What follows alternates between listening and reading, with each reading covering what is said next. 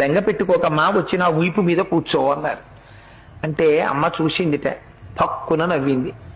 వానరుని యొక్క చేష్టితమును బయట పెట్టాడు. ఎందుకని? అప్పటికి స్వామి చిన్నవారై ఉన్నారు, పిల్లి పిల్లంత వారై ఉన్నారు. అమ్మ వచ్చిన వీపు మీద కూర్చో అమ్మా, 100 యోజనముల సముద్రాన్ని దాటించి ఆవలి ఒడ్డుకు తీసుకెళ్లి ప్రశ్రవణ పర్వత శిఖరముల మీద కూర్చున్న రామచంద్రమూర్తి యొక్క పాదార విందముల యందు సమర్పించి కృతకృత్యుడనవుతానమ్మా అన్నారు. అంటే అమ్మ నవ్వి ఓ మాట అంది. ఎంత మాట అన్నావోయ్ హనుమా, నువ్వే ఇంత స్వరూపమా, నీకో ఇంత వీప, ఆ వీపు మీద నేను కూర్చోనా, నువ్వు నన్ను తీసుకెడతావా, నీ వానర బుద్ధి బయట పెట్టావోయ్ అంది. అంటే పాపం అంతకు ముందు ఎవరి చేత అధిక్షేపింపబడి ఎరగడు మహానుభావుడు.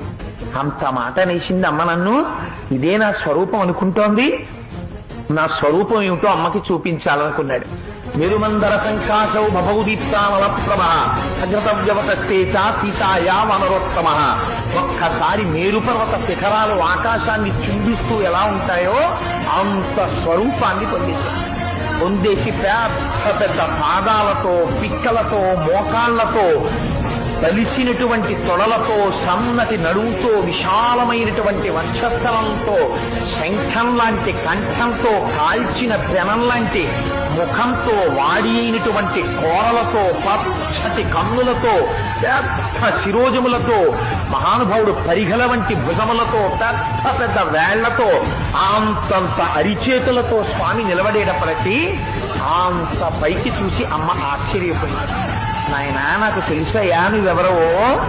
100 యోజనముల సముద్రాన్ని నీ దర్శన సామర్థ్యమును ప్రకటించి దాటి వచ్చిన రోజునే గుర్తించాను నువ్వెవరో.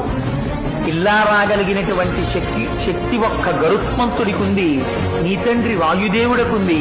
నాయనా, నాకు తెలిసి నీకుందిరా. నువ్వింత సమర్థుడవు కాకపోతే రామచంద్రమూర్తి నిన్ను నా దగ్గరకు పంపరు.